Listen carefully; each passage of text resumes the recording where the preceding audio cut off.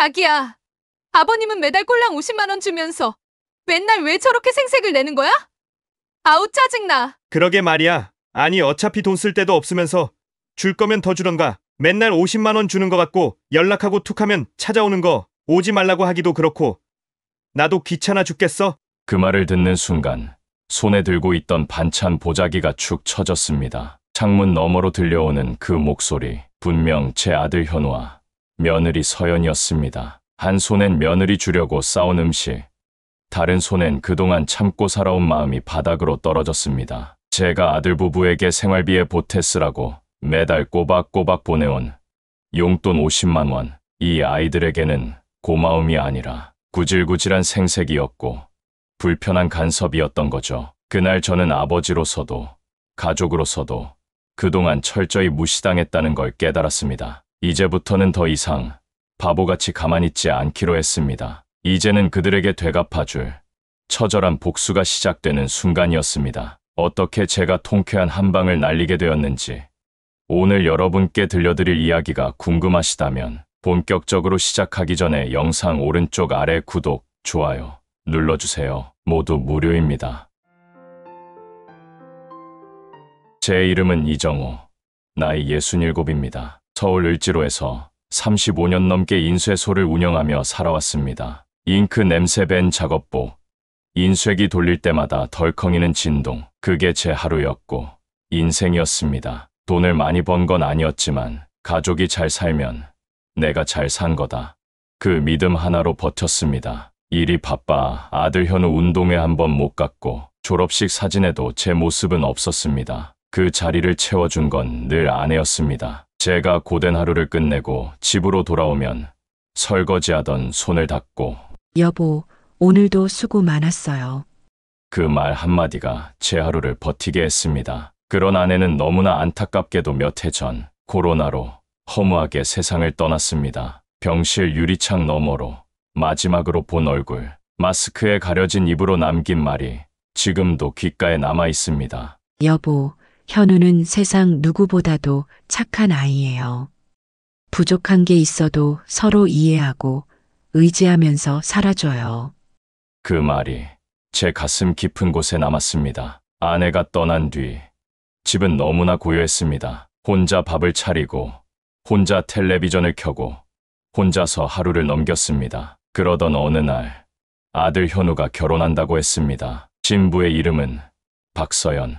말투도 단정하고 예의 바른 사람이었습니다. 결혼 후 신혼집 문제로 고민이 많은 걸 보면서 저는 결국 제 명의의 소형 아파트 한 채를 내주었습니다. 새 출발에 보탬이 되면 좋겠구나. 시작이 편해야 인생이 풀리는 거다. 현우는 감격에 겨워 말했습니다. 아버지 덕분에 저희 집 생겼어요. 정말 감사해요. 저희 앞으로 행복하게 잘 살게요. 아들의 기뻐하는 모습을 보니 가족의 행복만을 위해 살아온 지난 날들이 주마등처럼 스쳐 지나갔습니다. 그날 밤 아내의 사진을 보며 마음속으로 말을 건넸습니다. 여보, 우리 아들이 이렇게 컸어. 저는 아들이 조금이라도 더 넉넉한 생활을 했으면 하는 마음에 그 후로는 매달 50만 원씩 생활비를 보내주기 시작했습니다. 제 생활도 넉넉하진 않았고 솔직히 가끔 빠듯할 때도 있었지만 아들 위해서라면 한 끼 덜 먹고 한 푼이라도 더 아껴서 도와주고 싶었습니다. 유모차 사라, 병원비에 보태라, 서연이랑 외식도 좀 해라. 그것이 부모로서 마땅히 감당해야 할 제 책임이라고 생각했습니다. 처음엔 잘 지낸다는 연락도 왔고 손주 사진도 가끔 보내왔습니다. 하지만 몇 달이 지나자 어느새 아무런 연락도 없었습니다. 잘 받고 있어요. 감사합니다. 그런 말 한마디도 더는 들을 수 없었습니다. 그래도 괜찮았습니다. 요즘 애들은 표현이 서툴지 하고 넘겼습니다. 아내의 말처럼 현우는 착한 아들이라고 생각했으니까요. 그러다 주말이면 시장에 들러 손주 줄 과자 하나, 우유 하나 사서 아들 집 문 앞에 조용히 두고 왔습니다. 혹시 불편해할까봐 초인종도 누르지 않았고 몰래 문 손잡이에 걸어놓고는 돌아섰습니다. 혹시라도 아들 동네 사람들한테 늙고 구질구질한 아버지처럼 보일까봐 일부러 다림질한 셔츠를 꺼내 입고 나섰던 날도 있었습니다. 그러던 어느 날 반찬 보자기를 들고 다시 아들 집을 찾아갔습니다. 초인종을 누르려는 순간 현우와 서연의 목소리가 집안에서 들려왔습니다. 아버님은 그 나이에 돈 쓸 데도 없으신데. 아니, 줄 거면 확실히 주시든가. 맨날 찔끔 던져주고. 생색은 왜 이렇게 내는 거야? 50만 원이면 요즘 학원비도 안 돼. 그러게 말이야. 겨우 그거 주면서 툭하면 말도 안 하고 찾아오려고 하니까 오지 말라고 할 수도 없고 진짜 피곤해 죽겠어. 자기가 아버님한테 기왕 줄 거 이제부턴 100만 원씩 달라고 말해봐. 그럴까? 하하하. 그 순간 제 손에 들려 있던 반찬 보자기가 바닥에 툭 떨어졌습니다. 얼굴에선 피가 가신 듯 했고 다리가 저릿해졌습니다. 웃음소리까지 들려왔을 땐 숨이 멎는 줄 알았습니다. 저는 아무 말도 하지 않았습니다. 초인종도 누르지 않았고 문도 열지 않았습니다. 그저 조용히 돌아섰습니다. 그날 밤 아내의 사진 앞에 앉았습니다. 아내는 저를 바라보며 그저 말없이 웃고 있었습니다. 저는 혼잣말을 내뱉었습니다. 여보, 이제는 나도 달라지려고. 다 퍼주고 무시당하는 삶, 더 이상은 안 될 것 같아. 그날 이후 저는 현우와 서연에게 어떤 연락도 하지 않았습니다. 전화도, 문자도, 안부도 모두 멈췄습니다.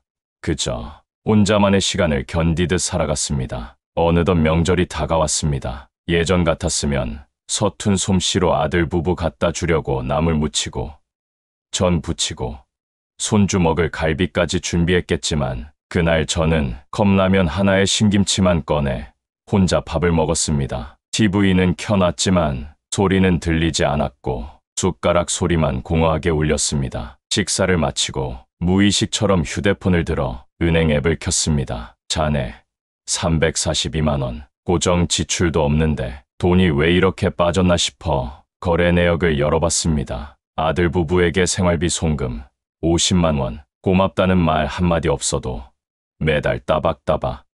갑자기 속이 쓰려왔습니다. 제가 아끼며 살아온 시간이 한순간에 허무해지는 기분이었습니다. 그날 밤 서랍을 열어 제가 아들 부부에게 내어준 집 서류를 꺼냈습니다. 등기부등본, 도장, 계약서 사본 모두 정리해둔 그대로였습니다. 가장 위에 찍힌 글자, 소유자, 이정호. 그렇습니다. 저는 아직 그 집의 주인이었습니다. 다음 날 아무렇지 않은 척 정장을 꺼내 입고 제가 오랫동안 알고 지낸 부동산 중개인 박 사장을 찾아갔습니다. 박 사장, 요즘 집값이 좀 어떤가? 형님 댁처럼 깨끗한 구조는 많이들 찾죠. 갑자기 왜요?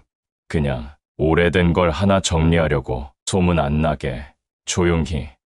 박 사장은 제 표정을 보더니 더 묻지 않았습니다. 그날 밤 저는 서류를 정리하고 스스로에게 말했습니다. 기다리지 말자. 설명도 하지 말자. 이젠 나도 나를 지켜야 하니까. 며칠 후 현우가 뜬금없이 전화를 걸어왔습니다. 아버지, 혹시 저희 집 서류 아직 갖고 계세요? 왜? 아니요, 그냥 명예 넘기신 줄 알았는데 서류에 아직 아버지 이름이라서요. 그거야 뭐 정리하면 되는 거지. 그럼 다음에 한번 부탁드릴게요. 그래. 나중에 그 짧은 통화 이후 저는 마음을 다시 한번 굳혔습니다. 그들은 아직도 제가 뭐든 내어줄 거라 믿고 있었습니다. 그 믿음을 이번엔 내가 무너뜨릴 차례였습니다. 그리고 저는 박 사장에게 다시 연락했습니다. 당장 팔아야겠어. 최대한 빨리 처리해줘. 이번 주 안에 조용히 정리하자. 며칠 뒤 모든 건 조용히 진행됐습니다. 계약서에 도장을 찍었고 박 사장이 조용히 매수자와 잔금을 마무리했습니다. 저는 아들 부부에게 단 한마디도 하지 않았습니다. 이제부터는 말이 필요 없는 싸움이니까요. 그날도 아들 부부는 평소처럼 집에서 아이 간식을 챙기고 TV를 보고 있었습니다. 그러던 오후 아들 휴대폰에 낯선 번호 하나가 떴습니다. 뭐지? 모르는 번호인데 받아볼게. 받지 마. 보나마나 또 대출받으라는 스팸 전화겠지. 하지만 계속 울리는 벨소리에 현우는 전화를 받았습니다. 네. 누구시죠? 안녕하세요. 부동산입니다. 매수자 입주 일정 관련해서 연락드렸습니다. 이번 주 토요일 오전까지 이사 정리 부탁드릴게요. 네. 뭐요? 이사라니 무슨 소리예요? 아버님께서 말씀 안 하셨나요? 집 매매 계약 완료됐고요. 등기도 이전됐습니다. 현우는 그 자리에서 얼어붙었습니다. 서연도 전화를 빼앗아 부동산에 소리쳤습니다. 무슨 말씀이세요? 저희 집이에요. 시아버지 명의긴 해도 가족인데 저희한테 말도 없이 파셨겠어요. 무슨 착오가 있는 거 아니에요? 그러나 돌아오는 대답은 얼른 이사 정리 부탁드린다는 반복되는 말뿐이었습니다. 두 사람은 곧장 제 집으로 찾아왔습니다. 현관문이 열리기도 전에 현우가 고래고래 소리부터 질렀습니다. 아버지! 이게 뭡니까? 도대체 왜 저희한테 말도 없이 집을 파셨어요? 아니, 저희가 뭘 그렇게 잘못했는데요? 서연도 따지듯 덧붙였습니다. 아버님, 정말 너무하신 거 아니에요? 한마디 말씀도 없이 어떻게 이럴 수가 있어요? 저희가 도대체 무슨 잘못을 했다고 이러세요? 저는 조용히 문을 열었습니다. 그리고 말했습니다. 무슨 잘못? 두 사람은 그대로 저를 향해 계속 따지려고 했습니다. 그 순간 저는 눈을 마주치며 말했습니다. 며칠 전이었지. 반찬 챙겨주러 갔다가 들었어. 너희 대화. 순간 두 사람의 얼굴에서 핏기가 사라졌습니다. 찔끔 50만 원 주고 생색낸다. 피곤하니까 전화하지 마라. 내가 그 얘길 문 앞에서 다 들었어. 한참 동안 고요한 정적이 흘렀습니다. 현우와 서연은 말을 잇지 못하고 서로를 바라봤습니다. 그리고 몇 초 뒤 서연이 바닥에 주저앉으며 울기 시작했습니다. 아버님 아니에요. 그건 정말 진심이 아니었어요. 현우도 무릎을 꿇으며 말했습니다. 죄송합니다. 정말 죄송합니다. 저희가 너무 어리석었습니다. 제발 집은 아니어도 마음만은 버리지 마세요. 저희 정말 죽을 죄를 지었어요. 저는 그들의 모습을 잠시 조용히 바라보다 말했습니다. 너흰 몰랐겠지? 내가 매달 50만 원 보내려고 밥 한 끼 두 끼 아껴가며 살았다는 걸. 누군가에게는 찔끔인 그 돈이 내겐 전부였다는 걸 말이다. 그리고 마지막으로 말했습니다. 그 집은 이제 너희 것도 내 것도 아니다. 다른 사람 집이야. 다시는 이런 일로 내 문 두드리지 마라. 그리고 저는 천천히 문을 닫았습니다. 밖에선 울음소리만 점점 멀어졌고 안은 조용했습니다. 그날 밤 저는 처음으로 마음속에서 무언가가 사라졌다는 걸 느꼈습니다. 그것은 기대라는 이름의 허상이었습니다. 며칠이 흘렀습니다. 전화도, 문자도, 방문도 아무것도 없었습니다. 단단히 걸어 잠근 제 마음처럼 세상과의 문도 굳게 닫힌 채 조용했습니다. 그날도 혼자 점심을 대충 해결하고 TV를 켜놓은 채 멍하니 앉아 있었을 때였습니다. 현관 밖에서 누군가 조심스럽게 초인종을 눌렀습니다. 문 너머엔 며느리 서연과 손주 은지가 서 있었습니다. 서연은 당황한 듯 고개를 숙였고 은지는 활짝 웃으며 말했습니다. 할아버지, 저 왔어요. 저는 아무 말 없이 그들을 바라보았습니다. 서연은 잠시 망설이다가 두 손으로 무언가를 꺼내 건넸습니다. 은지가 그린 한 장의 그림이었습니다. 거기엔 제가 다정하게 은지 손을 잡고 먹거리 가득한 시장 골목을 걷고 있었습니다. 그리고 그림 아래엔 삐뚤빼뚤한 글씨로 이렇게 써 있었습니다. 할아버지랑 시장 가고 싶어요. 은지는 눈을 반짝이며 말했습니다. 할아버지, 다음에 엄마 아빠랑 같이 맛있는 거 먹으러 시장 가요. 저는 잠시 그 자리에 멈춰 서 있었습니다. 마음속 어딘가에서 묶여있던 매듭이 살짝 느슨해지는 기분이 들었습니다. 그날 저녁 문 앞에 작은 봉투 하나가 놓여 있었습니다. 그 안엔 손으로 눌러 쓴 편지 한 장이 들어 있었습니다. 보낸 사람은 서연. 아버님, 아무 말 없이 찾아뵌 거 무례한 줄 압니다. 전 그냥 은지가 할아버지를 너무 그리워하는 모습을 더 이상 못 본 척할 수가 없었습니다. 처음부터 끝까지 저희가 잘못했습니다. 변명하지 않겠습니다. 그래도 아버님이 마음까지 완전히 닫으신 건 아닐 거라고 은지를 보며 희망을 가져봅니다.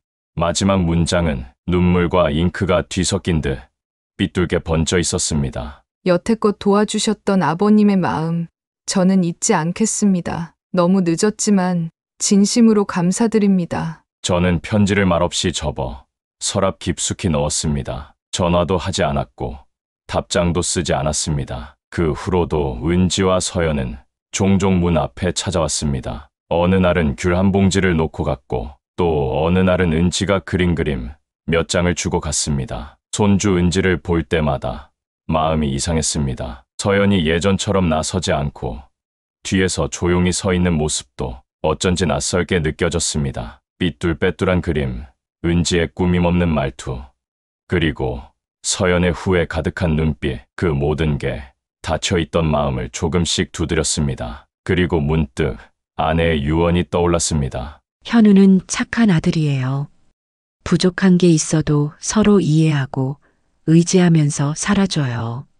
그 말이 그제야 다시 귀에 들어왔습니다. 은지와 서연이 다녀간 다음 날, 전 오래된 서류함을 정리하다가 먼지 쌓인 인쇄소 작업일지 한 권을 꺼냈습니다. 표지를 넘기자 시간이 흐릿하게 흐르는 듯 했습니다. 그 안엔 수십 년 전 잊고 있었던 기억 하나가 선명하게 떠올랐습니다. 그때는 인쇄소 일이 가장 바빴던 시절이었습니다. 명함, 포스터, 광고 전단지까지 하루에도 수천 장씩 찍어내던 때였죠. 그중 성원기획이라는 업체와는 정기적으로 카탈로그 작업을 해주는 사이였습니다. 어느 날 그 업체에서 최종 인쇄 파일을 잘못 보내 무려 2만 부를 잘못 인쇄하게 됐습니다. 이미 모든 출력이 끝난 상태였고 종이값, 잉크값, 인건비, 그날 하루에만 수백만 원 손해를 보게 됐습니다. 처음엔 참으려고 했습니다. 하지만 그 업체 대표가 전화 한 통 없이 사과 한마디 없이 넘어가려 하자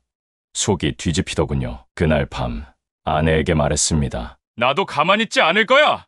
아주 제대로 당하게 해야겠어. 나도 그쪽 거래처에 전화해서 그 업체 일 못하게 만들 거야. 그러자 아내가 싱크대 앞에서 물을 잠그고 저를 돌아봤습니다. 여보, 그 사람 우리가 모르는 말 못할 사정이 있을 수도 있는 거잖아. 난 당신이 그렇게 성급하게 다른 사람을 불행하게 만들려고 하는 사람이 아니라는 걸 알아.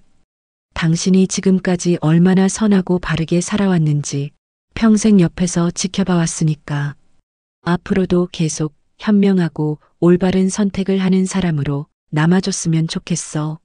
그 말에 하던 말을 멈췄습니다. 다음 날 제가 먼저 그 업체에 전화했습니다. 손해본 건 내가 안고 갈 테니 다신 실수하지 말아달라고 했습니다. 사람이라면 누구나 나무에서 떨어질 수도 있다는 생각으로 이해하고 용서했습니다. 그 이후 그 업체 대표는 큰 광고 대행사와 계약을 성사시켜 훨씬 더 큰 일을 맡기 시작했고 저희 인쇄소에 제일 먼저 크고 안정적인 주문을 연결시켜 주었습니다. 그 일은 복수보다 용서가 훨씬 더 가치 있다는 것을 처음으로 깨닫게 해준 순간이었습니다. 저는 오래된 작업일지를 조용히 덮고 아내 사진 앞에 앉았습니다. 그리고 조용히 말했습니다. 여보, 그때 당신 말이 맞았어. 그 사람 용서하고 나서 일이 훨씬 잘 풀렸었지. 이번에도 그때처럼 다시 한번 마음을 열어보려고 해. 며칠이 지났습니다. 저는 조금 들뜬 마음으로 시장으로 향하고 있었습니다. 은지가 전날 저한테 전화를 걸었거든요. 할아버지, 우리 내일 시장 가서 떡볶이 먹어요. 시장 입구에 도착했을 무렵 멀리서 익숙한 셋이 보였습니다. 현우, 서연, 그리고 은지였습니다. 할아버지! 은지가 저를 발견하자마자 두 팔을 흔들며 달려왔고 현우는 멈칫하더니 조심스럽게 고개를 숙였습니다. 서연은 조용히 제 눈치를 보고 있었습니다. 아버지, 저희도 같이 가도 될까요? 저는 대답하지 않았습니다. 그저 은지의 손을 가만히 잡았습니다. 그리고 한 걸음씩 시장 안 골목길로 발걸음을 옮겼습니다. 현우와 서연도 말없이 제 옆으로 다가왔습니다. 작은 떡볶이 가게에 도착해 예전처럼 한 테이블에 둘러앉았습니다. 김이 모락모락 나는 떡볶이 한 접시 앞에서 우리는 한동안 말이 없었습니다. 그러다 현우가 조심스럽게 말했습니다. 아버지, 저희 다시 예전처럼 함께 밥 먹을 수 있을까요? 저는 은지 입에 떡볶이 하나를 넣어주며 조용히 말했습니다. 당장 예전처럼은 어렵겠지. 하지만 지금처럼 천천히 다시 시작하면 되겠지. 그날 이후 은지는 매주 주말마다 전화를 걸어왔습니다. 할아버지, 오늘 시장 가는 날이에요. 그리고 현우와 서연도 반찬 하나, 과일 하나 손에 들고 조심스럽게 제 문을 두드리기 시작했습니다. 완벽한 화해는 아니었습니다. 하지만 우린 같은 방향으로 다시 함께 천천히 걷기 시작했습니다. 그걸로 충분했습니다. 여러분, 제 이야기의 시작은 비록 복수였지만 결국 해답은 용서라는 것을 늦게나마 깨닫게 되었습니다. 그래서 전 가족이라는 이름으로 다시 한번 하나가 되는 길을 선택했습니다. 때로는 가족은 가장 가깝고도 가장 아픈 상처를 남길 수 있는 존재입니다. 그러나 그 상처를 꿰매는 실도 결국 가족에게서 옵니다. 마음을 열고 식탁에 마주 앉는 그 순간, 그동안의 상처가 조금씩 봉합되는 걸 느낍니다. 사랑은 주는 것만이 아니라 때로는 돌아서야 비로소 다시 돌아오는 것이기도 합니다. 용서란 상대를 위해서 하는 게 아닙니다. 다시 시작해보겠다는 나 자신을 위한 용기와 의지입니다. 혹시 지금 오랫동안 미워하고 멀어졌던 누군가가 떠오르신다면 바로 오늘 여러분 자신을 위해서 용서라는 용기를 실천해 보시는 건 어떨까요? 부디 여러분께서 현명한 선택을 하시기를 바라겠습니다. 여러분의 가정에 항상 웃음과 행복이 가득하시기를 진심을 담아 기도하겠습니다. 시청해 주셔서 감사합니다.